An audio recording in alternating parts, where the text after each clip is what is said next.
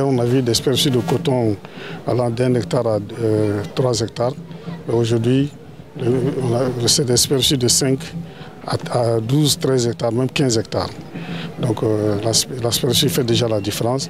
Et quand on voit aussi la date de sébi, il y a une grande différence. Le tout a été fait au mois de juin, mais il y a une différence au niveau des sébi.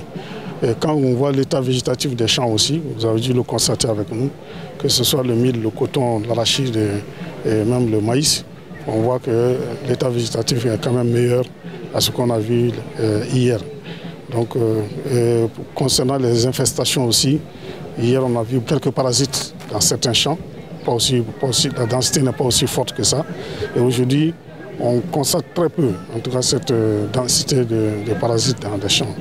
Et les conseils sont donnés par l'encadrement, sont respectés par les producteurs, mais nous leur conseillons de revoir un peu peut-être l'agenda des traitements. Parce que s'il y a la recrudescence des ravageurs dans les parcelles, il faudrait qu'ils voient avec l'encadrement comment gérer un peu tous ces aspects.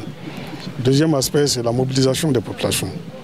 Vous avez constaté qu'il y a une plus forte mobilisation par rapport à hier.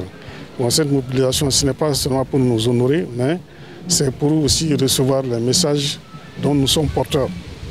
Le président de la transition, chef de l'État, le colonel Assimi Goïta, et le Premier ministre et chef du gouvernement, des messages qu'ils nous ont donnés, c'était pour donner vraiment un grand public qui peut le relayer au niveau des exploitations agricoles.